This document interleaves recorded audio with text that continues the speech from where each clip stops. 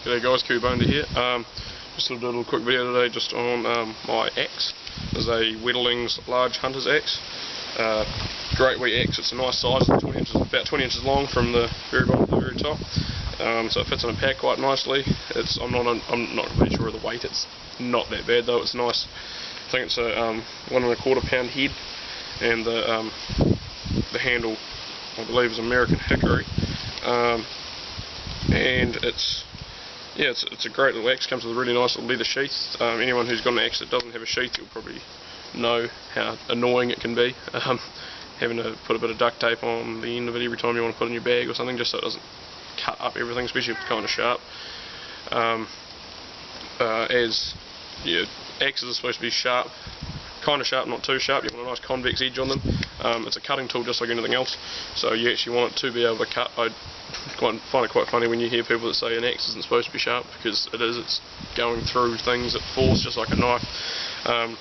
It just usually has to have a different blade profile. I'm not sure if you can see that, if the camera's going to focus.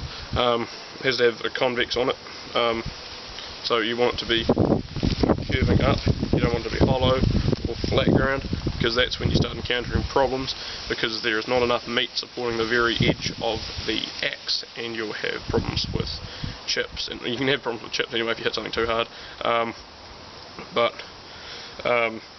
If you hit, like if it's real cold, you can hit big knots, you can hit frozen pockets of sap if it's really cold. Got to be careful when you're striking things on the ground, because you might hit rocks. If you're trying to hit, if you're getting too close to the ground when you're making a cut. Usually I aim a little bit higher off the ground when I'm cutting a tree stump, just get on my knees and hook into it. That's the other thing with shorter axes. A bit of an axe safety tip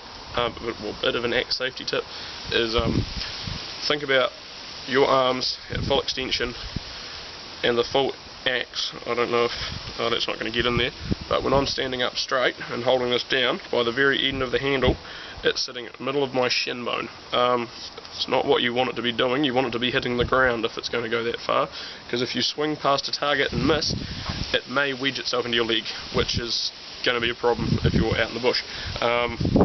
So usually I crouch or kneel down to a point where when I'm swinging it at full extension, it's going to hit the ground before it hits anything else. I'd rather have to re-hone my edge than have to try and stitch up my leg and walk out of somewhere, because these will damage you. It's a cutting tool. It doesn't discriminate between wood and human flesh and bone, as we get taught at work in the butchery. Same with knives and bandsaws. You've got to be bloody careful, because their job is to cut meat and you are a bag of meat. So another little pointer. So you want it sharp, you want it nice, and you want the cutting edge that's going to actually be hitting the wood first. You want it polished, just like the Wetterlings have done on this. The rest of it is nice with a bit of forging on it, because it makes it relatively rust resistant. A tip, which is another reason why I keep half a candle in my bag, other than for use for helping with a fire starter or a bit of light. If you need it, you can use a candle, just regular old candle, and what you do is you just go to town on the head.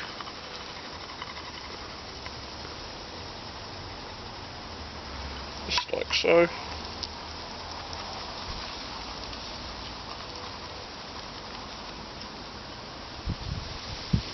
And all over it. At some stage I'm probably going to polish the axe pole on this. Haven't really got around to it and don't see the point at the moment, but I might give it a whirl at some stage just so it works a little bit nicer. Candles, the other thing about the longer candles, they work kind of like a pen, so a little bit of dexterity never goes amiss. And what you can do is you can sort of rub it in with your hands.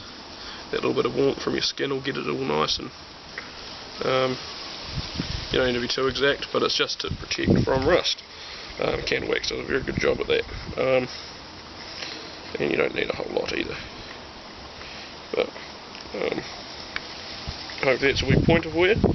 Bit of axe care advice. Just thought I'd do it because I've just been sharpening this one up after my trip, because one of my friends used it. Also, be very careful. I try not to lend my knives or any sharp objects to people, because I'm quite particular about how I keep them, because sometimes they do take a bit of time to get nice.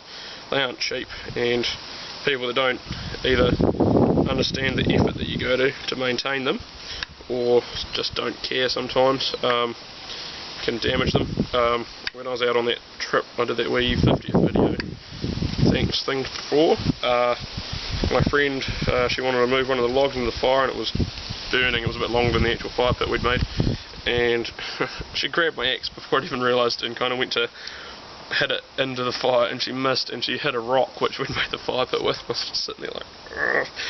But so I've just kind of honed most of that out. There's not a whole lot left of that chip in there, and there's another one from when I was not paying attention cutting wood in the long grass, and it went through and hit a rock, and I was quite unimpressed myself. And that actually wasn't that long after I got the axe. But yeah, so hopefully that's sort of a little bit of interest to you guys.